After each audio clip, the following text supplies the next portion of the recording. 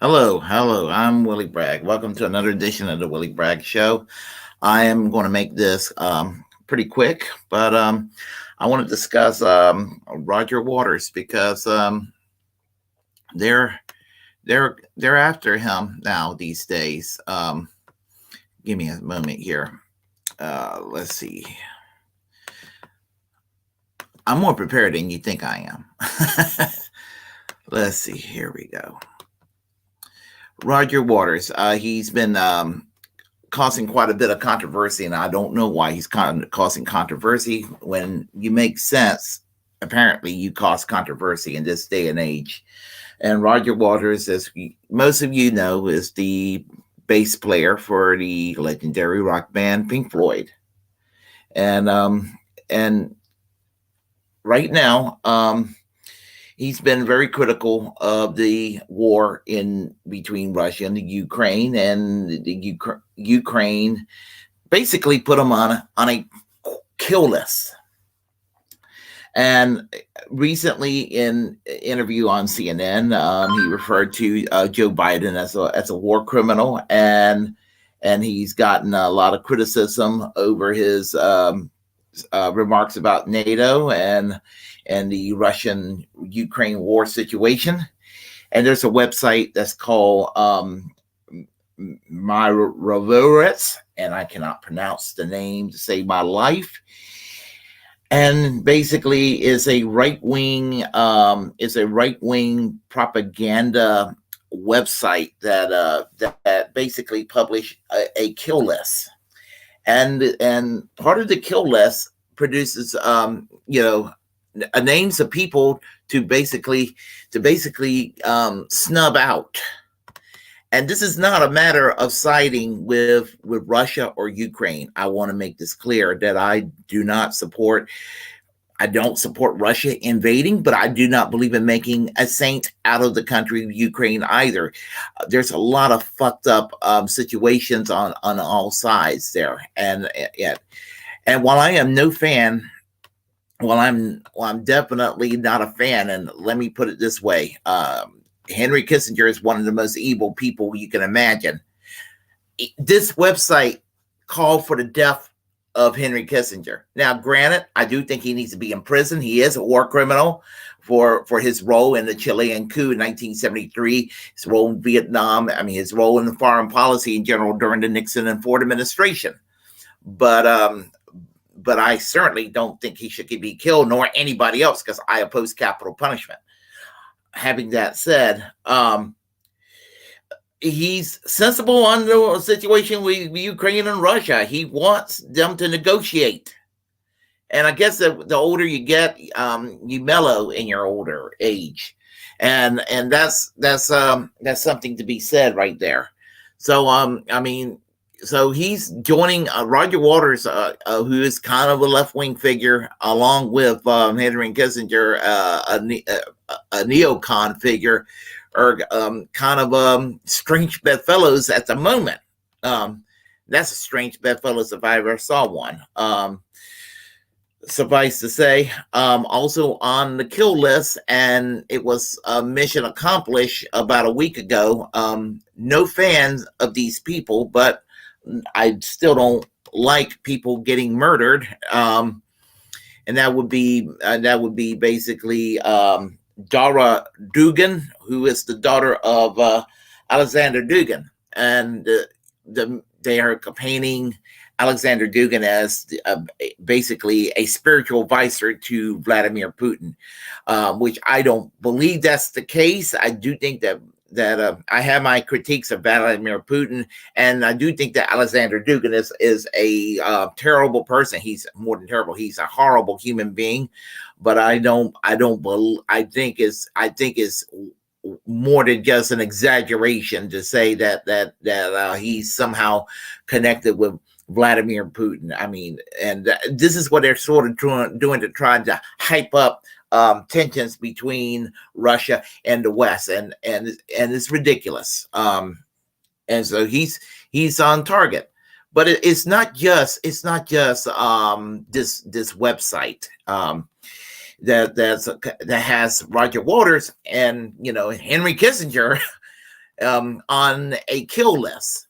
And it's not just them. It's you got the president of the Ukraine, Volodymyr Zelensky, who basically, I mean, think about the government. As I said, they're not angels.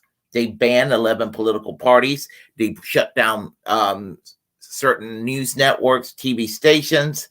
And in spite of being Jewish, the country has a cultural history of deep-rooted anti-Semitism. Stepan Bandera is a celebrated hero in the Ukraine, for example. They have a homophobia problem, an anti-LGBT bigotry problem in the Ukraine that's actually more deep-rooted than that in Russia itself. And to make matters worse, there is not a kill list, but a blacklist that Zelensky is demanding that the U.S. government, whatever you may think, whatever, and we have divided opinions. We have divided opinions even on our left-wing audience on people like Glenn Greenwald and Tulsi Gabbard. But the Ukraine government wants the American government to put these two on a blacklist, along with Senator Rand Paul, because they think that all of them are spewing pro-Russia propaganda. So, I mean, this is where we're at, people. And now the latest thing about Roger Waters is that he's being targeted it's being smeared as an anti-Semite now, because he's deeply critical of the Israeli government treatment of the Palestinians, and he's a big proponent of boycott, disinvestment, and sanctions, BDS. And whatever you stand on the position of BDS, criticizing certain actions by Israel is not anti-Semitic. I mean, if you're criticizing the state because it's Jewish, that's maybe anti-Semitic. If you're criticizing the behavior of a country, no country is immune from criticism, and that would include Israel. So it is a cheap shot to sit there and try to go and smear Roger Waters' client, trying to throw the anti-Semitic card at him too. And it's really amazing that on that one where they'll do that. And some people who are right-leaning who will tell the disenfranchised, whether they're African American or Latino or LGBTQ, to stop making a victim. But when it comes to that particular issue, then they don't mind engaging in the identity politics. And just come on now, be consistent, be consistent, be consistent. Come on. So that's where we're at right now. And I'm a little bit budgeting for time. I woke up late and I got to eat.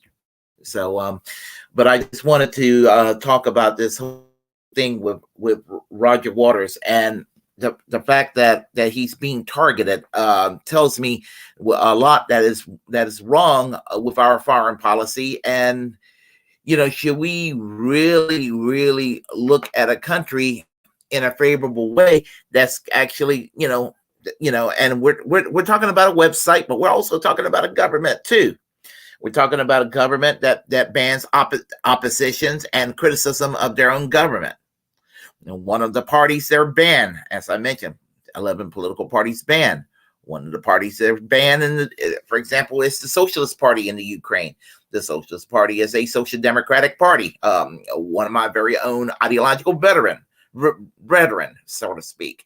A party that wouldn't be considered hardly in the context in the European continent, hardly radical by any stretch of the imagination. But because they have some questions about the situation with Russia and Ukraine, that the government decides to go and back it down and ban it. But there is a popular conception that if you are in any way questioning the Ukraine, that you're somehow some kind of a right-wing nutcase. So it's just crazy. It is absolutely just a nutcase. it's just a clusterfuck of a situation. So anyway, we have here on the chat line, we have here Dirtbag-Left. How are you doing today? I've been wanting to ask you. I want to answer your question. I got to ask you a question, Dirtbag-Left. I just watched the RT International interview. He said it would probably make him a target. And I think so. Since you live in Colorado's 2nd District, how's that race going on with Lauren Boebert? I'm kind of curious. Yeah. I'd like to see the Karen defeated in that district. I know you do too. We talked about that. Let's see. I don't think he meant death threat. Well, see. Well, I think. I mean, who knows with the way everything's going on. So let's see. I support BDS, including being tied up, spanked, and told when I've been naughty. Oh well. Oh, okay. I get the concept. I get the concept of the joke and all that. So anyway, that's pretty much what I have to say right now. And I'm going to head on really quick. If y'all like what you heard, press like and comment. Comment anyway if you disagree. We'll have a conversation. As a First Amendment absolutist, it's my duty to inform you to create your own platform and utilize it because we are the muckrakers of our time and reject corporate media. Follow me here on YouTube, Twitter, Twitch, and Rumble. Be patient with me on Rumble. And until next time, I am Willie Bragg, and I will conclude the way I normally conclude by saying music. And I will see you all next time. Take care. Bye-bye.